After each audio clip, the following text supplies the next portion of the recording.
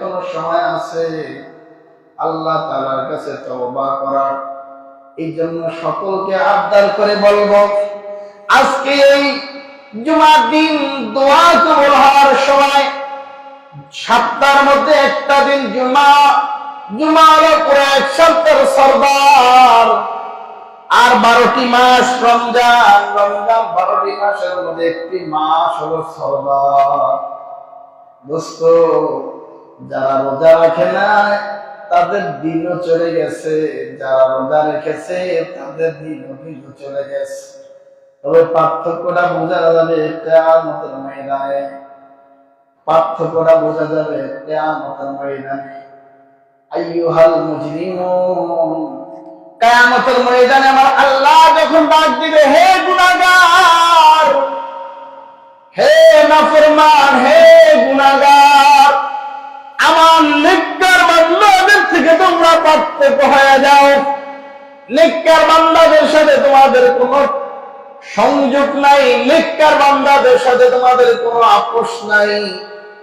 সাইয়্যিদনা হযরতে ইমামে আযম আবু হানিফা রাহমাতুল্লাহ আলাইহি যখন এই আয়াতটা পড়তেন আর ফুফায়ে ফুফায়ে কান্না করতেন, বলতেন, আল্লাহ, কিয়ামতের ময়দানে না জানি আমাকে বলা হয়, আবু হানিফা তুই সরে যা আমার রহমত থেকে। কিয়ামতের ময়দানে কোন বান্দাকে যখন আল্লাহ বলবে, হে বান্দা, আমার রহমত থেকে সরে যা, তুই আমার রহমতের কাছে আসতে পারবি না, রোজা রাখো নাই, নামাজ সুন্দরভাবে পড়ো নাই, আমি আল্লাহকে ভয় করো নাই, যাও যাও যাও। আজকে গুনাহগারদের সাথে আর নেককারদের সাথে কোনো আপোষ নাই, সরে যাও, দুইটা সাইড হয়ে যাবে। কিয়ামতের ময়দানে যারা গুনাহগার তারা এবং যারা নেককার তারা দুইটা সাইড হয়ে যাবে। সাইড হওয়ার পরে গুনাহগারদের আযাবগুলি নেককার লোকগুলি দেখবেন আর আফসোস করবেন, বলবেন, قالوا بلى ولكن حقت كلمة العذاب على الكافرين وسيق الذين كفروا واتقوا إلى جهنم زمرا।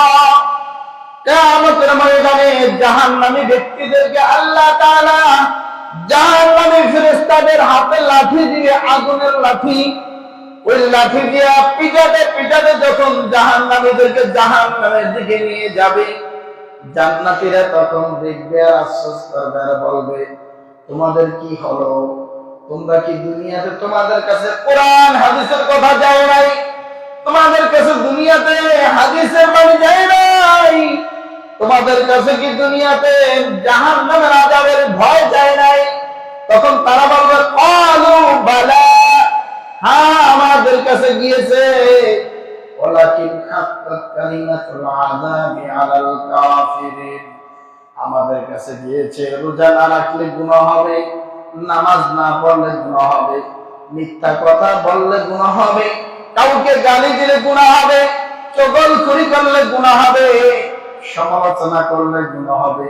এই সব কথাগুলি আমাদের কাছে গিয়েছে। ক্বালু বালা, হ্যাঁ আমাদের কাছে গিয়েছে, ওয়ালাকিন হাক্কাত কালিমাতুল আযাবি আলাল কাফিরিন, কিন্তু আমরা দুনিয়াতে মানি নাই, নিজের অহংকার বশত মানি নাই, রোজা রাখি নাই, নিজের শরীর বাঁচিয়েছি। আল্লাহ নবী সাল্লাল্লাহু আলাইহি ওয়াসাল্লাম বলেন, যারা রোজা রাখবে না কিয়ামতের ময়দানে ওই শরীরটাকে, এই বডিটাকে এইভাবে খাড়া করে পোকামাকড় তার শরীরে লাগিয়ে দিবেন। আর পোকামাকড় বলবে, ও মানুষ, এটা ওই বডি যে বডি দুনিয়াতে বাঁচাইলা, রোজা রাখার কষ্টের কারণে রোজা রাখো নাই, নামাজ পড়ার কষ্টের কারণে নামাজ পড়ো নাই, তুমি সম্পদ আল্লাহর রাস্তায় খরচ করো নাই, সেই বডিকে আজকে পোকামাকড় কিয়ামতের ময়দানে, কঠিন ময়দানে কোটি কোটি কাফেরদের সামনে খাবে আর কষ্ট দিবে। আল্লাহর নবী সাল্লাল্লাহু আলাইহি ওয়াসাল্লাম বলেন, কিয়ামতের ময়দানে মানুষগুলি আফসোস করতে থাকবে, আফসোস করতে করতে প্রত্যেকটা মানুষ তার নিজের হাতের আঙ্গুল থেকে আরম্ভ করে হাতের কবজি তো হাতের কহিনু থেকে সিনা বরাবর নিজের হাত চিবাইয়া কামড়ে খাবে আর আফসোস বলবে ইয়া ওয়াইলাতানা আফসোস। দুনিয়ার জমিনে যদি নামাজ পড়তাম, দুনিয়ার জমিনে যদি রোজা রাখতাম, দুনিয়ার জমিনে যদি হালাল ভাবে চলতাম, আজকে তো কিয়ামতের ময়দানে এইভাবে হাত কামড়ে খেতে হতো না। আল্লাহর নবী সাল্লাল্লাহু আলাইহি ওয়াসাল্লাম বলেন, কিয়ামতের ময়দানে মানুষদের শরীর থেকে ঘাম বের হয়, কিয়ামতের ময়দানে নাফরমানদের ঘাম এমন হবে মাথা থেকে টপ করে ঘাম পড়তে কিয়ামতের ময়দানে এত পরিমাণ ঘাম হবে, পানি হবে, ওই পানির মধ্যে সাঁতার কাটবে আর নিজের হাত পা গুলো এইভাবে কামড়ে নিজের দাঁতের দ্বারা কামড়ে খাবে আর আফসোস করবে। দুনিয়ার জমিনে যদি রোজা রাখতাম আজকে এই কষ্ট ভোগ করতে হতো না। দুনিয়ার জমিনে যদি নামাজ পড়তাম আজকে এই কষ্ট ভোগ করতে হতো না। ও আমার ভাইয়েরা, ও আমার মুরব্বি বাবা জানেরা, যদি কিয়ামতের ময়দানে নিজের হাতকে নিজে চিবিয়ে খেতে পারেন, নিজের ঘামের মধ্যে সাঁতার কাটতে পারেন, শুধু তাই নয়, আল্লাহ নবী বলেন প্রত্যেকটা নাফরমানের মাথার মাঝখান দিয়ে এভাবে ফাঁক হয়ে যাবে, ফাঁক হয়ে মাথার মগজগুলি বাতের মারের মতো টকবক করবে আর পড়বে। আল্লাহ নবী সাল্লাল্লাহু আলাইহি ওয়াসাল্লামের সহধর্মী আম্মা জান আয়েশা সিদ্দিকা রাদিয়াল্লাহু তাআলা আনহা একদিন বসে আছেন, আল্লাহ নবী তার ডান উপরে মাথা দিয়ে শুয়ে আছেন। হঠাৎ করে আম্মা জান আয়েশা সিদ্দিকা রাদিয়াল্লাহু তাআলা আনহার চক্ষু দিয়ে দর করে পানি পড়ছেন। জোরে কান্না করেন নাই কেন? রাসূলের ঘুম ভেঙে যাবে এই জন্য। আম্মা জান আয়েশা যখন কান্না করতেছেন, এক ফোঁটা চোখের পানি রাসূল করিম সাল্লাল্লাহু আলাইহি ওয়াসাল্লামের চেহারা মোবারকের উপরে পড়ে গেল। হঠাৎ করে আল্লাহর নবী লাফ মেরে উঠলেন, দেখলেন আম্মা জান আয়েশা কান্না করে। আল্লাহর নবী আয়েশা, তুমি কান্না করো কেন? কিসের অভাব তোমার বলো, সব কিছু আমি তোমার পূরণ করে দিব। আম্মা জান আয়েশা বলেন, ইয়া রাসূলুল্লাহ, ইয়া হাবিবাল্লাহ, আল্লাহর জাতের কসম যে আল্লাহ আপনাকে সৃষ্টি করেছেন, আমাকে সৃষ্টি করেছেন, আমি দুনিয়ার কোন চাহাতের জন্য কান্না করি না, আমি দুনিয়ার কোন চাহাতের জন্য কান্না করি না, তবে কেন কান্না করো?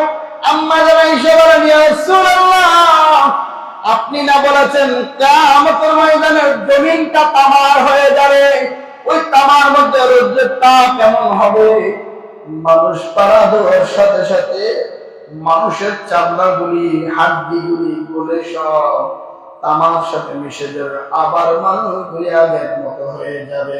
মানুষের মাথা ফেটে ভাতের মারের মতো টকবক করাবে, মানুষ নিজের ঘামের মধ্যে সাঁতার কাটবে, নিজের হাত পা নিজে চিবিয়ে খাবে। আপনি না বলেছেন? আল্লাহর নবী বলেন, হ্যাঁ আমি বলেছি, তবে আয়েশা শুনো, কিয়ামতের এই কঠিন ময়দানের মধ্যে যারা আমার উম্মত 5 ওয়াক্ত নামাজ পড়ে সুন্দরভাবে ওযু করবে, আল্লাহর হুকুমগুলি মানবে, রোজাগুলি পালন করবে, আমি রাসূল সুপারিশ করে তাদেরকে কিয়ামতের ময়দানে জান্নাতের ব্যবস্থা করে দেব।